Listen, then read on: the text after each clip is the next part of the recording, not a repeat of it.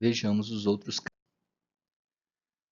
Terceiro caso, terceira situação, né? São elipses. Agora a gente vai ver elipses cujo centro não está na origem, tá? O centro tem coordenadas HK, coordenadas genéricas aqui, né? Mas onde a abscissa é sempre H e a ordenada a gente vai estar sempre chamando de K. Diferente de 0, 0, ou seja, o centro é um ponto que não é a origem, é qualquer outro ponto. Pode ser o ponto 2 e 3, 0 e menos 1, 5 e 0, mas que não é necessariamente o 0, 0, não é a origem. Tá? E o eixo maior dela é paralelo ao eixo x. Isso significa que a nossa elipse vai estar na horizontal, o eixo maior paralelo ao eixo x. Seria essa situação aqui. Uma elipse cujo eixo maior está na horizontal, o eixo maior é paralelo ao eixo x, mas o centro dela não coincide com a origem do nosso plano cartesiano. O centro dela é um ponto C diferente do nosso ponto O. Tá?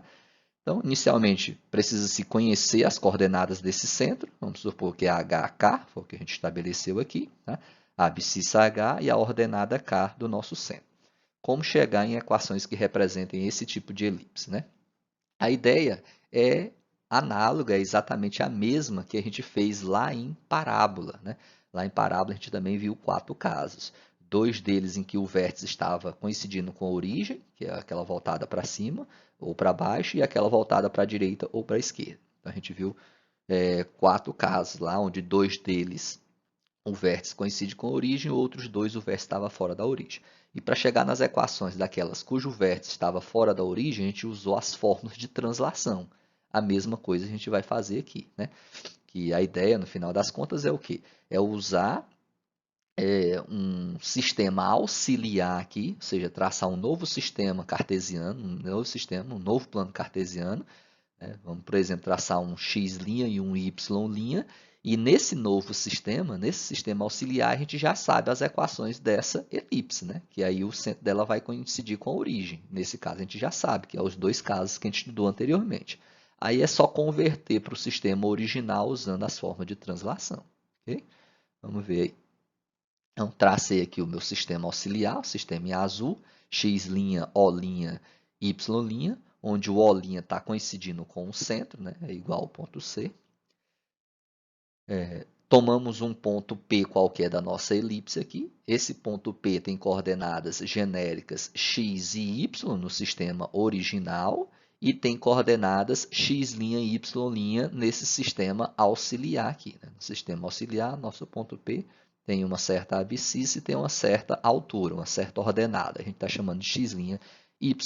É o mesmo ponto P com coordenadas diferentes, porque eu estou avaliando ele em sistemas diferentes. O sistema original e o sistema auxiliar. E uso as fórmulas de translação. Né?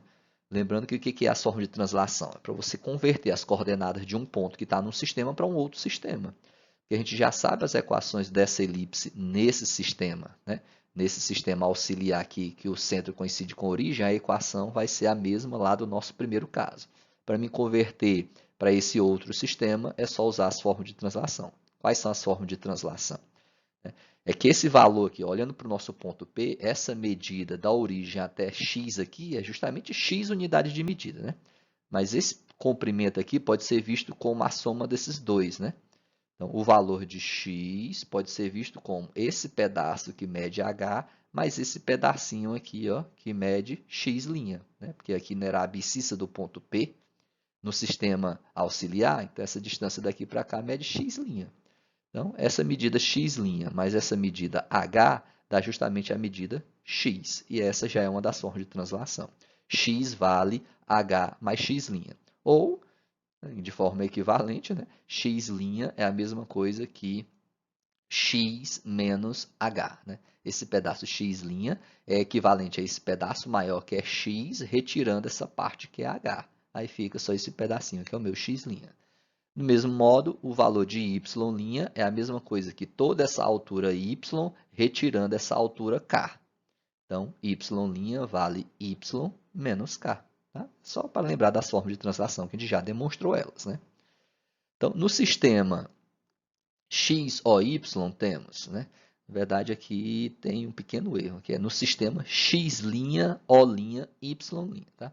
No sistema x', O', y', que é o nosso sistema auxiliar, o sistema em azul, a equação que representa essa nossa elipse é o primeiro caso estudado, né? Ou seja, x' ao quadrado sobre a ao quadrado, mais y' ao quadrado sobre b ao quadrado, que é igual a 1. Tá? O primeiro caso que nós estudamos era esse aqui, só que não tinha esse x', né? Que era um x, e não tinha esse y', era um y. Tá? Mas aqui o nosso sistema, a gente está tomando o ponto genérico como coordenada x', y', o ponto genérico aqui, P. Então, por isso que no lugar de x ficou x', no lugar de y ficou y'. Tá? Mas isso é no sistema auxiliar. Para converter para o sistema original, a gente usa as formas de translação, que é x' igual a x menos h e y' igual a y menos k, onde esse h e o k é justamente as coordenadas do centro da nossa elipse no sistema original. Tá? Então, onde tem x', eu vou botar x menos h. Onde tem y', eu vou colocar y menos k. Como que vai ficar a nossa equação? X menos h ao quadrado sobre a ao quadrado, mais y menos k ao quadrado sobre b ao quadrado, que é igual a 1. E esta equação é chamada de equação na forma padrão para este caso, para esta elipse, que é uma elipse cujo centro não coincide com a origem e o eixo maior está na horizontal, ou seja, paralela ao eixo x. Okay?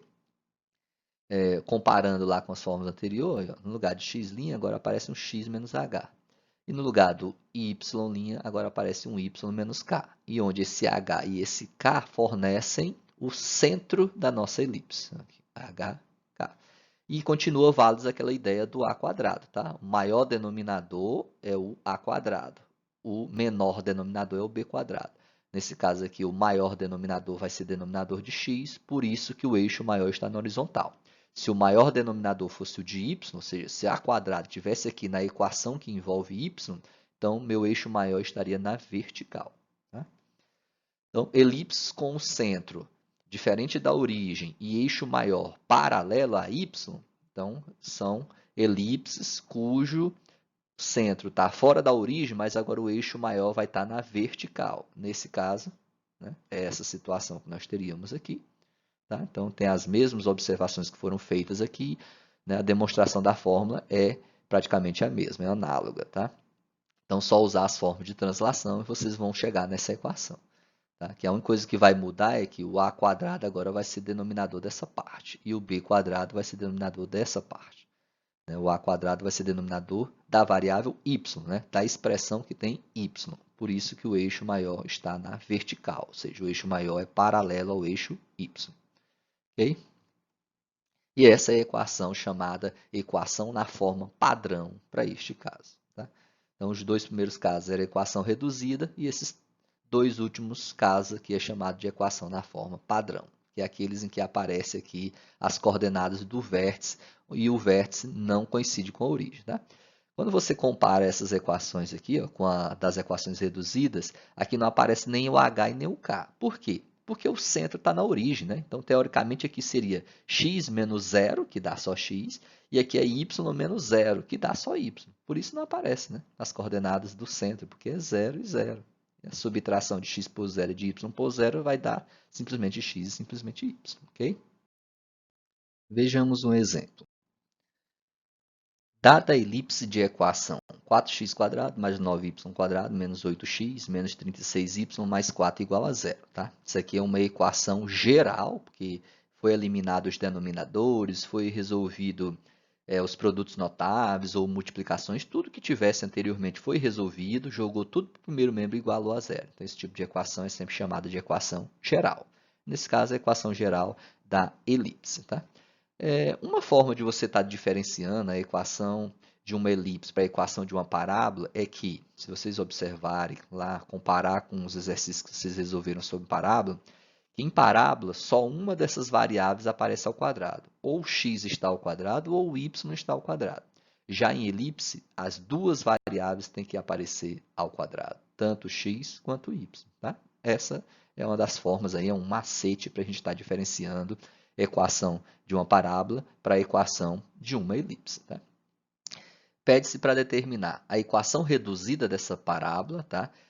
Já adianto para vocês que essa parábola não tem vértice na origem, então, teoricamente, ela tem equação na forma padrão. Só que a gente também consegue obter a equação na forma reduzida. Porque o que é a equação na forma reduzida? É a equação da elipse supondo que ela tem supondo que ela tem o seu centro coincidindo com a origem. Ah, professor, mas o centro dessa não coincide com a origem. Tá, mas você pode traçar um sistema auxiliar e nesse sistema auxiliar você pode fazer com que o centro coincida com a origem. Então, a equação reduzida é a equação de uma elipse num sistema auxiliar, tá? Quando essa elipse não já tem o seu centro na origem, que é esse caso aqui, o centro dela não é a origem.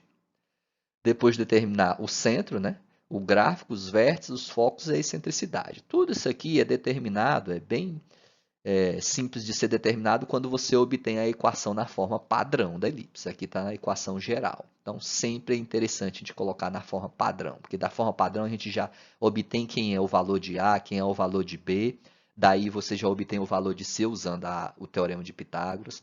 Você já consegue achar as coordenadas do centro, né, que é o H e o K. Então, tudo isso aí já ajuda demais a obter o que está sendo pedido. Okay? Então, primeiro, letra A, obter as equações reduzidas. Então, a equação dada aqui na nossa pergunta está na forma geral, como eu mencionei. Devemos colocar na forma padrão, ou seja, realizar o que a gente chama de completamento de quadrados. Vocês já têm, né, ideia disso aqui, que a gente já vinha fazendo isso lá com parábola. No entanto, na parábola, só uma das variáveis estava ao quadrado, e a gente só completava quadrado com aquela que aparecia ao quadrado.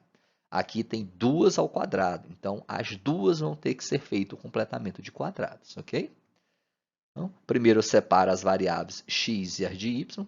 Então, só reordenei aqui, ó, 4x² menos 8x mais 9y² menos 36y. E a variável independente, aquela que não tem x nem y, joguei para o segundo membro, ficou menos 4. E ó, só acrescentei um parênteses aqui, que é só para mostrar a separação das variáveis. Esses parênteses, no final das contas, aqui não influenciam em nada. Tá? Para fazer o completamento de quadrados na variável x, lembre que foi uma ideia, um macete, uma regra que eu passei para vocês. Vocês têm que primeiro tornar esse coeficiente como sendo 1. Né? Ou seja, eu pego esse coeficiente aqui, quando ele não é 1, coloco ele em evidência. Lá em parábola, na verdade, eu pedia para vocês dividir toda a equação por aquele valor. Né? Nesse caso aqui, se eu quisesse retirar esse 4 aqui, eu teria que dividir tudo por 4. Já nesse caso aqui, em que as duas variáveis estão ao quadrado, fazer essa divisão não vai resolver nosso problema. Tá? Então, o que a gente vai fazer inicialmente? É pegar esse termo e colocar ele em evidência, colocar ele fora do parênteses.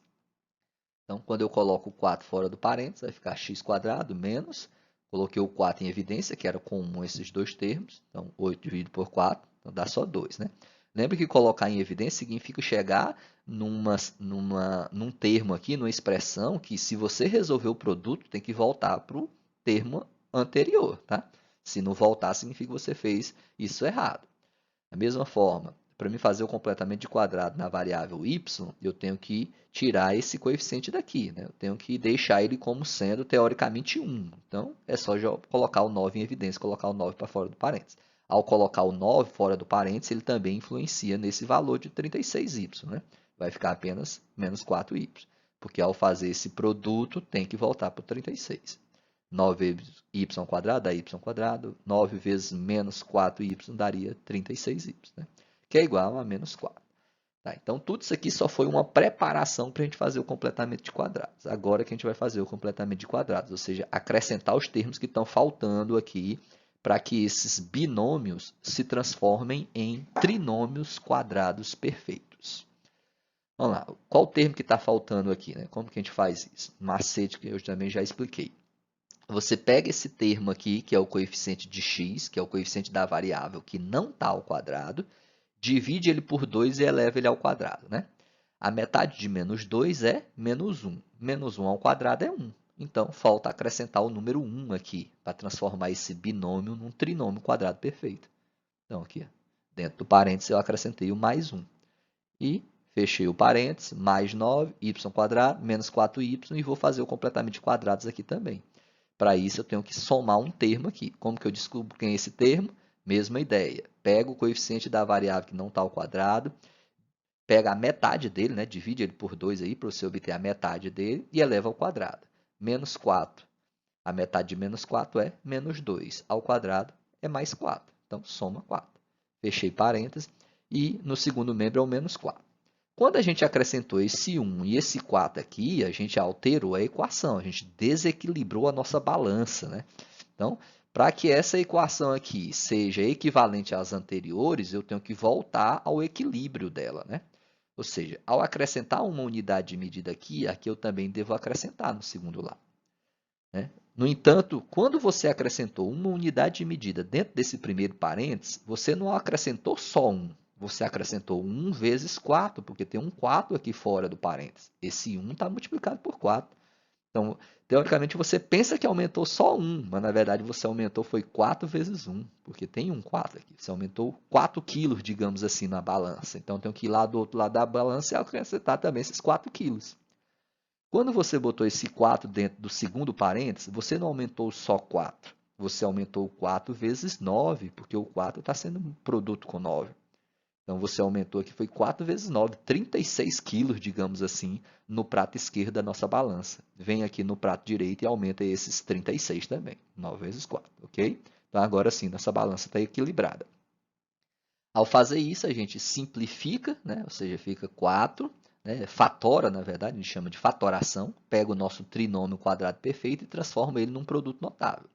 Como que é feito isso? Você extrai a raiz quadrada do primeiro termo, do último e usa o sinal do meio, né? Raiz quadrada de x quadrado é x, raiz quadrada de 1 é 1, o sinal do meio é negativo. Então, 4 menos 1 e eleva tudo isso ao quadrado. Lembrando que se você tem dúvidas com o seu feito aqui, com o seu procedimento, tenta realizar aí no rascunho ou de cabeça mesmo esse produto notável e ver se volta à expressão que tinha antes, né? X menos 1 ao quadrado é igual ao quê? Quadrado do primeiro termo menos 2 vezes o primeiro pelo segundo. Então, mais o quadrado do segundo. O quadrado do primeiro dá x quadrado, menos 2 vezes o primeiro pelo segundo dá menos 2x, mais o quadrado do segundo. O quadrado de 1 é 1. Então, voltou ao mesmo termo. Então, essas expressões são equivalentes, tá? Eu posso fazer esse passo, essa fatoração.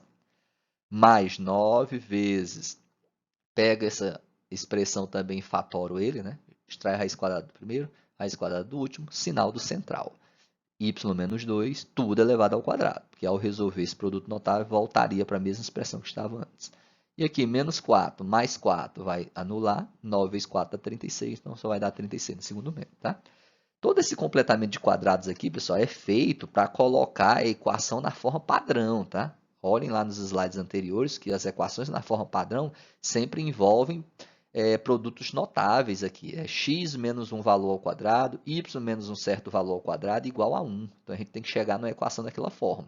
E o x lá tem um denominador, o y também vai ter um denominador. Ou seja, não tem esses números aqui na frente, nesse 9 nesse 4. Tá? No final, a gente vai ter que tirar esse 9 e esse 4 daqui. Tá? Como que a gente faz isso? Depois de feito o completamente quadrado, vai sobrar um número real aqui, que é o 36. Depois de feito isso, é só dividir toda a equação por esse 36. Tá? Dividindo ambos os membros da equação por 36, resulta em... Então, se você divide essa primeira fração por 36, o 4 dá para simplificar por 36 e vai dar 9. Mas esse primeiro termo, esse segundo termo aqui, essa segunda expressão dividido por 36, o 9 dá para simplificar por 36 e vai sobrar só 4. E 36 dividido por 36 dá 1. Pronto, a nossa equação está na forma padrão. X menos h, que é o 1 ao quadrado, y menos k, que é o 2 ao quadrado, sobre a ao quadrado, que é o 9, b ao quadrado, que é o 4. Né? Como é que eu sei que aqui é a e aqui é o b? Lembra que o a é sempre o maior deles. 9 é maior que 4. Então, o a quadrado é 9 e o b quadrado é 4. Daqui a gente já tira uma série de informações, né? O centro tem coordenadas 1 e 2, né? O eixo maior da elipse vai estar na horizontal, porque o maior denominador é o denominador de x. Tá? Então, uma série de informações que a gente consegue obter a partir daí. Mas essa é a equação na forma padrão. A letra A pediu a sua equação reduzida, então transforma essa padrão numa reduzida. Como que a gente faz isso? Utilizando as formas de translação. Em outras palavras, é só pegar esse termo que está dentro do parênteses, ó, que envolve x, x menos 1, substitui por x'. E o y menos 2, você substitui por y'. Tá? Porque geometricamente é como se você tivesse lá uma elipse cujo centro não está na origem, mas agora você vai traçar um sistema auxiliar, onde esse sistema auxiliar vai fazer com que a nossa elipse tenha um centro na origem, tá? E esse sistema auxiliar vai ser o x' e y'. Por isso que eu substituo o x menos 1 por x' e o y', menos 1 por y'. Então, fazendo essa substituição, essa vai ser a nossa equação. Tá? Ela vai ser a equação reduzida dessa elipse. X' ao quadrado sobre 9 mais y' ao quadrado sobre 4, que é igual a 1. Tá? Letra B. Obter o centro. Como a equação da elipse é da forma x menos h ao quadrado sobre a ao quadrado, y menos k ao quadrado sobre b ao quadrado, y menos k ao quadrado sobre b ao quadrado igual a 1. Né? Como é que eu sei que ela é nesse formato? Comparando com o resultado que eu obtive aqui. Ó. E lembrando que o maior denominador é o a. Então, quando você compara ela, você já vê de imediato, né, que o h está no lugar, o 1 está no lugar do h, então o h vale 1. O 2 está no lugar do k, então o k vale 2. Né? No lugar do a quadrado tem um 9, significa que o a é 3. No lugar do b quadrado tem um 4, significa que o b é 4. Okay? Então, mas como aqui pediu só o centro, né, eu quero só o h e o k. Então, comparando essas duas equações, a geral com a obtida, no nosso exemplo, nós obtemos que h é igual a 1 e k é igual a 2. Logo, o centro tem coordenadas 1 e 2. Letra C, um esboço do gráfico aí, né? Como que seria essa elipse? A gente sabe onde é que é o centro dela, 1 e 2. Então, a primeira coisa que eu faço é traçar o centro. Então, o centro lá, coordenadas 1 e 2. Né? O valor de A. O que nós temos para o valor de A? Nós temos que a ao quadrado é 9, que é o maior denominador, então o a vale 3. E o b quadrado é o menor valor, que é 4, logo b é igual a 2. E lembre o que são a e o que são b. Né? O que representa essa letra a e essa letra b lá nos elementos da elipse? O a é justamente a distância do centro até os vértices A1 a 2, né? Que formam o eixo maior da elipse. Já o Bzinho aqui é a distância do centro até os vértices B1, B2, que formam o eixo menor da elipse. Tá? Então, vamos para o A aqui. O A é 3. Significa que a partir desse centro aqui, eu vou ter que andar 3 unidades de medida. Tá? Mas essas 3 unidades de medida podem ser contadas para a direita, para a esquerda, ou é para cima e para baixo? Como que eu vou saber disso? Né?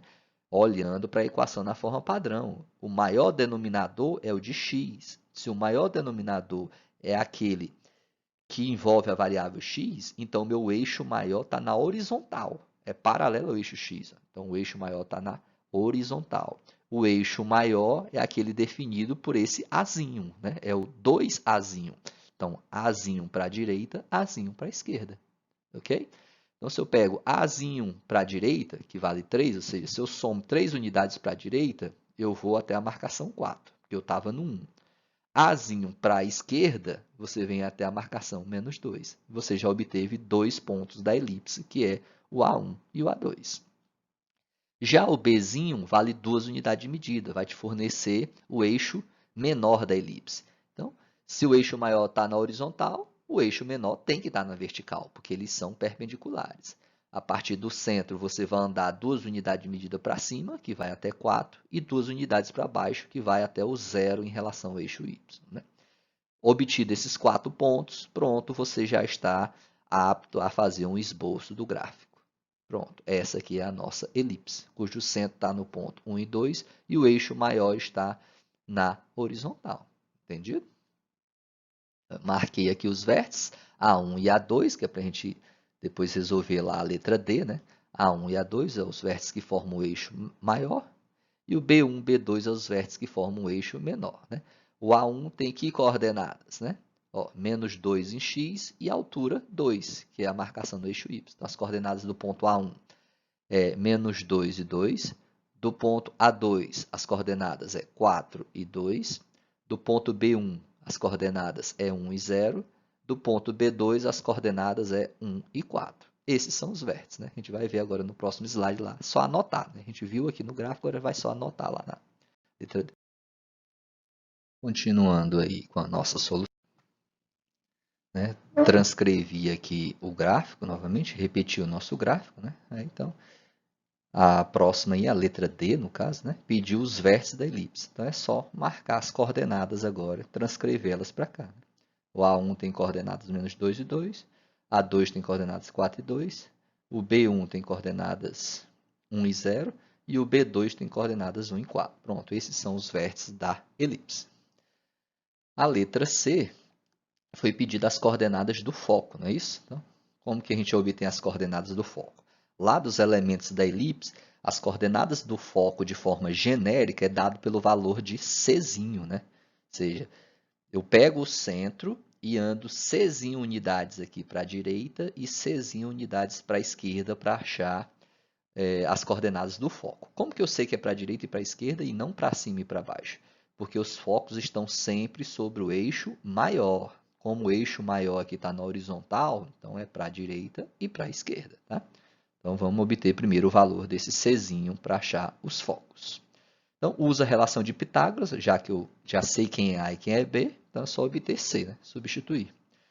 Aqui eu isolei o C quadrado, joguei o A para o outro lado. Então, C quadrado, aliás, joguei o B para o outro lado. Né? C quadrado é igual a A quadrado menos B quadrado.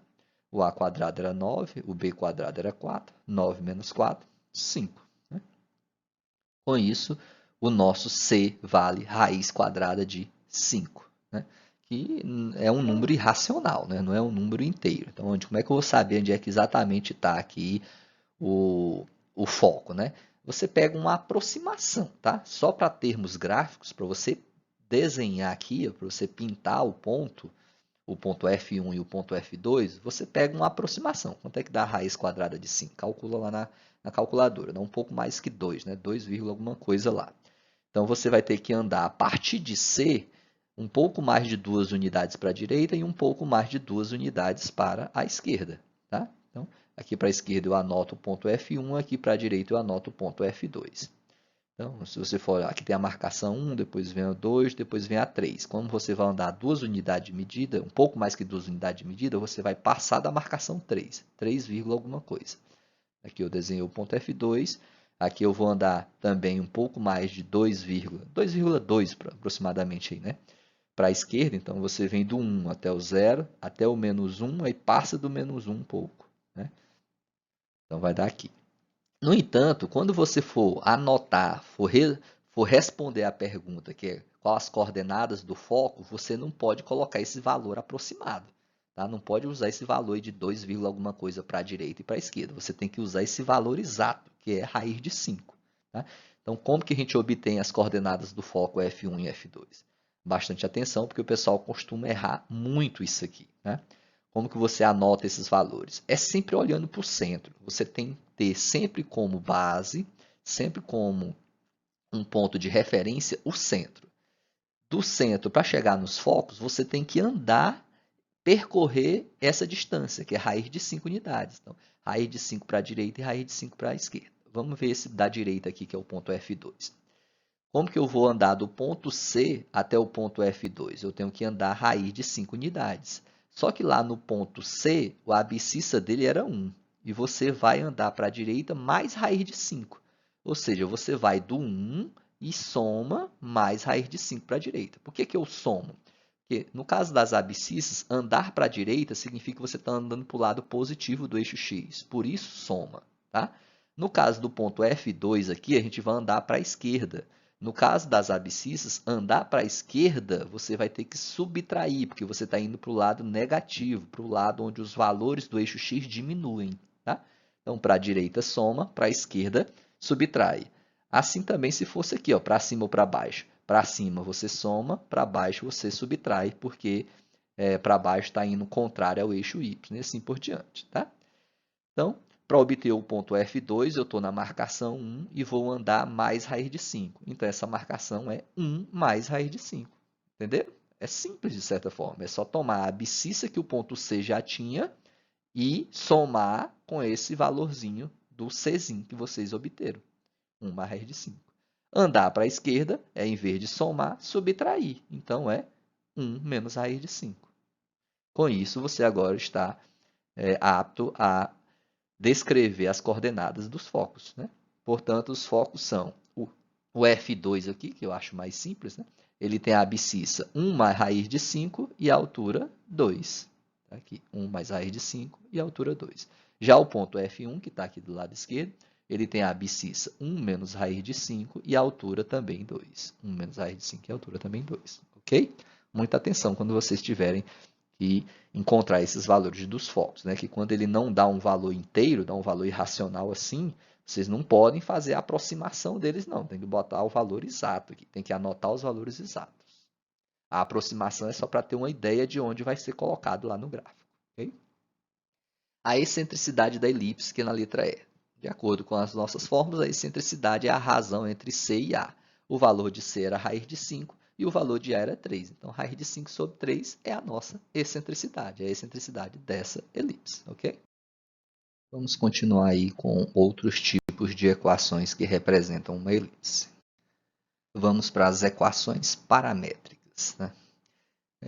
Se vocês observarem o livro utilizado lá, o livro adotado, vocês vão obter lá uma demonstração para a obtenção dessas equações paramétricas. Tá? É uma demonstração bastante interessante. Aconselho vocês darem uma olhada lá em que o autor constrói uma circunferência em torno da elipse, tá? Considerando o raio da circunferência como sendo a metade do eixo maior da elipse, né? Como sendo o Azinho. E faz uma construção e uma demonstração lá. Tá? Eu optei por uma outra demonstração que eu achei um pouco mais simples. Tá? Mas fica a critério de vocês aí adotar aquela que vocês acharem melhor. Okay? Vamos lá. Também temos 4 casos. Né? Sempre são esses 4 casos que a gente vai estar estudando em cada uma das cônicas. O primeiro deles a gente vai demonstrar e os outros eu só vou anotar aqui porque são feitos de forma bem análoga. Então, o primeiro caso é elipse cujo centro está na origem e o eixo maior está sobre o eixo x, o eixo das abscissas. Né? E esse tipo de elipse possui equação reduzida do tipo x² sobre a² mais y² sobre b² igual a 1. Foi o primeiro caso que a gente estudou lá de equações reduzidas. Né? Essa equação é equivalente a x sobre a² mais y sobre b² igual a 1. Né? Ou seja, tanto x quanto a e tanto y quanto b estão ao quadrado, então coloquei como se fosse uma fração ao quadrado. Né? Porque se você resolver isso aqui, você vai retornar para a equação anterior. Né? Porque como é que se resolve uma fração elevada ao quadrado? Significa que a potência vai ter que ser distribuída tanto para o numerador quanto do denominador. Vai voltar o mesmo. Então, isso aqui pode ser feito. Essas duas equações são equivalentes. Vamos guardar elas aqui e vamos trabalhar com uma outra equação agora. Né? Vou chamar essa aqui de equação 1. E da relação fundamental da trigonometria, nós temos que o cosseno ao quadrado de um ângulo mais o seno ao quadrado de um ângulo é sempre igual a 1. Né? Isso aqui, desde o ensino médio, vocês já veem essa forma, já trabalham com essa forma. Tá? Só que cosseno ao quadrado pode ser escrito como cosseno de θ ao quadrado, é a mesma coisa, né? Então, tem essas duas simbologias. Ou boto o quadrado em cima do cosseno, ou boto o quadrado em cima de todo o cosseno de θ. Né? Não vai botar só em cima do ângulo, do arco θ, não, que aí vai estar errado. Mas, seno ao quadrado de θ, que é a mesma coisa que seno de θ ao quadrado, igual a 1. Vou chamar isso aqui de equação 2. Quando a gente compara essas duas equações, né, compara essa equação 1 com a equação 2, vocês observam que elas são bem semelhantes. A equação 1 é a soma de dois quadrados cujo resultado é 1. A equação 2 é a mesma coisa, a soma de dois quadrados, dois termos que estão ao quadrado, cujo resultado também é 1. Né? Ou seja, eu posso, ao comparar essas duas equações, eu posso dizer que x sobre a vale cosseno de θ e y sobre b vale seno de θ. Tá? Assim como poderia ser feito ao contrário também, já que é uma soma. Né? Esse y sobre b poderia ser chamado de cosseno e o x sobre a poderia ser chamado de seno. Tá? Aqui, o autor convencionou da seguinte forma. Ele pegou o x sobre a igual a cosseno e o y sobre b igual a seno. Tá? Então, a gente vai seguir com essa ideia do autor. Mas poderia sim ter sido feito o contrário também para esse caso. Tá? Não para todos que a gente vai ver posteriormente, mas para esse caso sim. Tá? Então, fazendo isso, nós temos que o cosseno de θ é igual a x sobre a. Logo, se a gente multiplicar cruzado essa igualdade, você vai ter que x é igual a cosseno de θ. Né? O a que está dividindo o x aqui passa multiplicando. Então, x vale a cosseno de θ. Já na outra comparação, o seno de θ é igual a y sobre b. Seno de θ é igual a y sobre b, então y é igual a b seno de θ. Né? É só multiplicar cruzado aqui, ou seja, o b que está dividindo o y passa multiplicando o seno. Então, aqui a gente obteve uma forma de colocar x em função de uma variável, nesse caso é um ângulo θ, e y em função dessa mesma variável, que também é um ângulo θ. Ou seja, a gente está tomando x e y em função de uma outra variável. E isso é, na verdade, escrever equações paramétricas de uma curva. Né? que nesse caso a nossa curva é uma elipse, tá? Lembra sempre disso que a gente vem trabalhando lá, desde reta, plano, equações paramétricas, né? É escrever as variáveis que a gente já tem em função de uma outra variável. Ou seja, essas duas equações, x igual a cosseno de θ e y igual a b seno de θ, o conjunto dessas duas equações é chamada de equações paramétricas para esse caso, que é o caso em que o centro está na origem e o eixo maior está sobre o eixo x. Tá? E isso com θ variando de 0 a 2π. Ou seja, se você quer obter pontos dessa elipse, você atribui valores reais para θ, né? Lembrando que θ é um ângulo, né? Então, para θ igual a 0, para θ igual a 30 graus ou 45 graus, você vai achando valores aqui para x e para y, e ao juntar esses valores x e y, vai dar as coordenadas dos pontos da elipse. Tá? Então, se vocês fizerem isso lá num gráfico, vocês vão observar que à medida que vocês vão aumentando os valores do ângulo, né, vai 1 grau, 2 graus, 3 graus, 4 graus, você vai obtendo pontos da parábola, ou seja, valores de x e y, de tal maneira que da parábola não, da elipse, de tal maneira que a elipse vai ser construída no sentido anti-horário, tá? Se aqui no início a gente tivesse feito o contrário, se x sobre a fosse igualado a seno e y sobre b fosse igualado ao cosseno, nós iríamos construir a mesma elipse, só que em vez do sentido anti-horário, agora ela seria construída no sentido horário. Tá? Essa seria a única diferença. Mas no final das contas vai desenhar a mesma elipse, por isso que tanto faz a escolha feita aqui. Tá? Mas vamos seguir a do autor mesmo. Ok? O segundo caso, aqueles em que o centro está na origem, né? Continua na origem, mas o eixo maior agora está no eixo y, tá? Está na vertical. O eixo maior da elipse está na vertical. Então, com isso, de forma análoga ao que foi feito antes, tá? Você faz a mesma coisa. Você pega lá que a equação reduzida vai ser x ao quadrado sobre b ao quadrado mais y ao quadrado sobre a ao quadrado, né? Quando o eixo maior está sobre o eixo y. Quando o eixo maior está na vertical, o a quadrado vem aqui para debaixo do y. Então, aqui vai estar y sobre a, que você vai chamar de seno, e aqui vai ter x sobre b, que você vai chamar de cosseno. Aí, ao isolar o x e o y, você vai chegar nessas duas equações. X igual a b cosseno de θ, y igual a seno de θ. Tá? Observe que o cosseno está sempre acompanhando a equação de x, o seno está sempre acompanhando a equação de y. Os únicos que mudam aqui é o a e o b, né? O a, lembra que ele é sempre maior que b, tá? Então, o maior coeficiente aqui do arco é o valor de a, o menor coeficiente é o valor de b. Aqui o a acompanha a equação de x porque o eixo maior está sobre o eixo x. Aqui o a acompanha a equação de y porque o eixo maior está sobre y. E assim por diante. Né? O terceiro caso. E o quarto caso é quando o centro não está na origem. Tá? E o eixo maior está na horizontal ou o eixo maior está na vertical. O eixo maior na horizontal, a equação vai ficar essa aqui. Né? Para chegar nessa fórmula, a gente usa a ideia das formas de translação. Né? Tipo, esse terceiro caso, você pode comparar ele com o primeiro caso. Só que, nesse primeiro caso, o centro está na origem. E no terceiro caso, o centro não está na origem. O centro tem coordenadas HK. Tá? Então, a ideia seria usar a forma de translação. É você substituir esse x aqui por um x menos h e joga o h para o outro lado. Então, vai ficar h positivo. Né? X igual a h mais a cosseno de θ. Aqui você substitui esse y por um y menos k e joga o k para o outro lado. Então, vai ficar k mais isso aqui. Ó. Então, k mais b seno de θ. Tá? Esse outro formato também, o h e o k continuam mesmo. H sempre acompanha x, o k sempre acompanha y. A única coisa que vai mudar é sempre o a e o b. Tá? Então, se o eixo maior é paralelo a x, está na horizontal, o a acompanha x.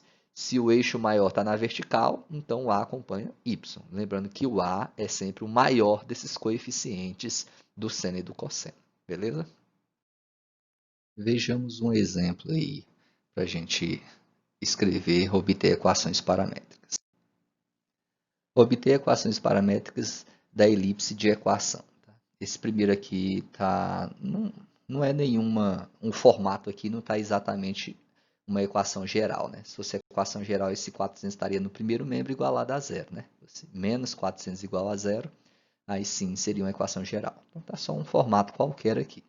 A segunda, sim, está na equação geral, né? Todos os cálculos resolvidos e igualado a zero. Tá? Mas para obter equações na forma paramétrica, a gente sempre tem que colocar a equação na forma padrão, tá? Forma padrão, que é esse caso aqui quando o centro não está na origem, e equação reduzida, que é esse caso aqui quando a elipse tem centro na origem, tá? Essa aqui, o centro dessa elipse é a origem, dessa aqui não é a origem. Como é que eu sei disso? Essas expressões que o x ao quadrado e o y ao quadrado aparecem aqui e não aparece nem o x nem o y, são equações bem pequenas, bem simples, o centro sempre vai estar na origem, tá? Toda vez que não aparecer o x e o y sem estar ao quadrado. Agora, se aparecesse pelo menos um x ou pelo menos um y aqui, que não estivesse ao quadrado, aí com certeza o centro seria diferente da origem. Como não aparece nenhum x nem um y sem estar ao quadrado, então o centro é a origem. Nessa aqui já aparece ó, x e y sem estar ao quadrado, então o centro vai ser diferente da origem. Tá? Então vamos lá, a primeira delas. Escrever a equação na forma reduzida, então aqui tem que aparecer igual a 1. Então, como é que a gente faz? Divide toda a equação por esse termo. Né? Como é que eu obtenho 1 aqui? Dividindo toda a equação por 400. Então, quando você divide toda a equação por 400, o 16 você tem que tirar daqui, o 25 você também tem que tirar daqui, porque de acordo com a equação, tanto na forma reduzida quanto na forma padrão, aqui é x ao quadrado sobre algum valor aqui, né? Não tem um coeficiente no x quadrado, o coeficiente daqui é sempre 1, e ele fica subtendido. O coeficiente de y quadrado também é sempre 1, então sempre tem que tirar esses números aqui quando eles não forem 1.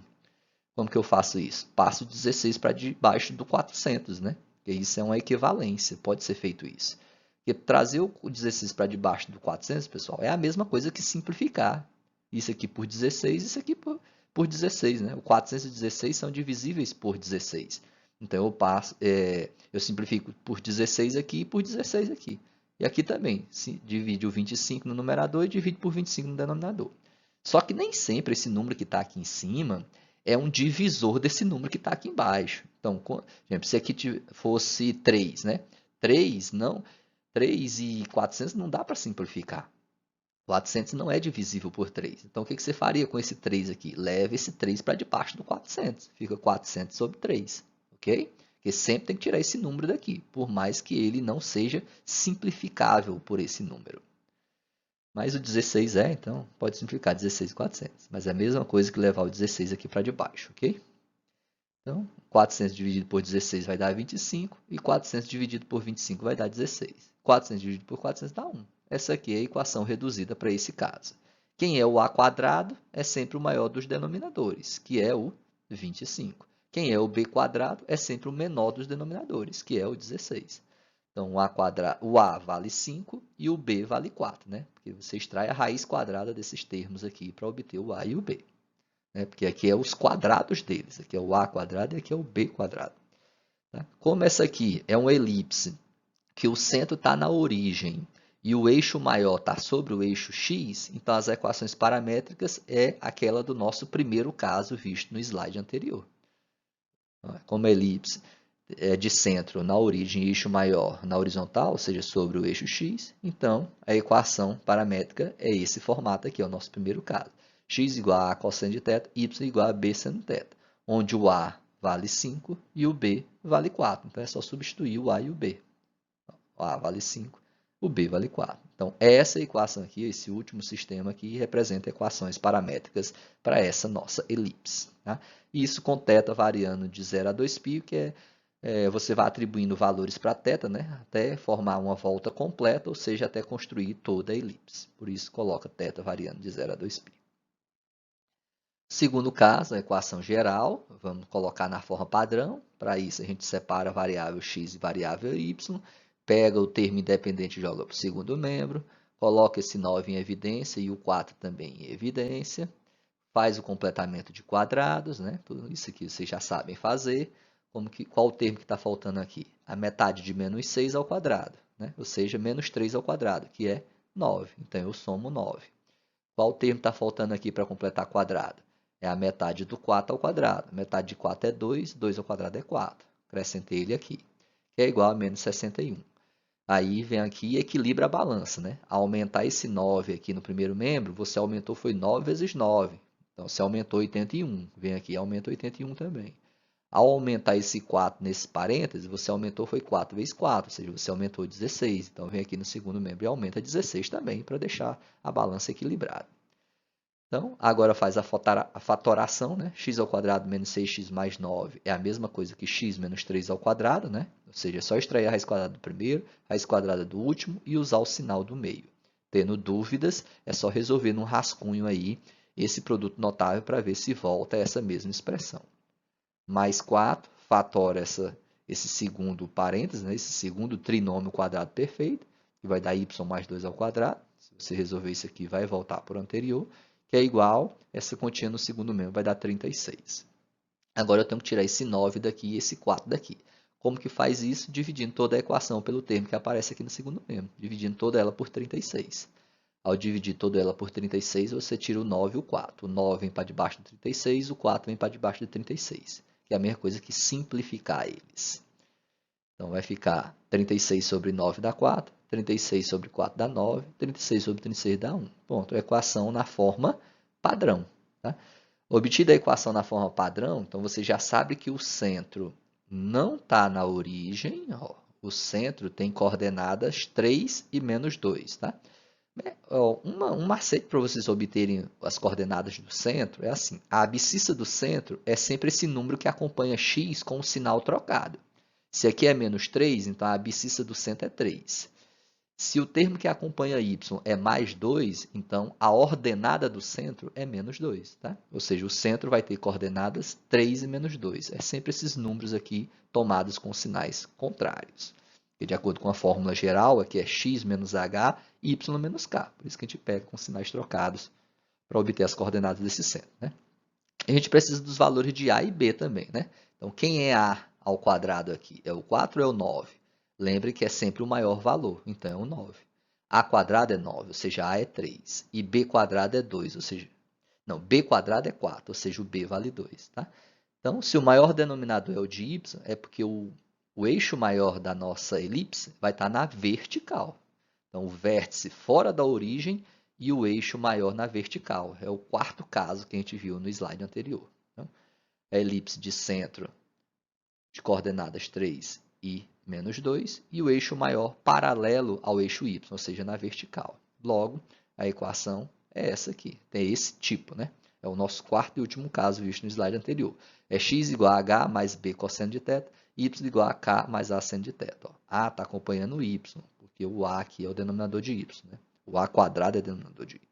Então, agora é só substituir os dados que você precisa, o h e o k, o a e o b. H é 3, o K é menos 2, o B é 2 e o A é 3. Substituímos. Essas são as equações paramétricas para esse caso. Ok? Bom estudo, façam os exercícios lá para a gente obter uma nota boa lá, concluir essa disciplina aí. Ok? Próximo videoaula será a respeito de hipérbole. Tá? Bom estudo para todos.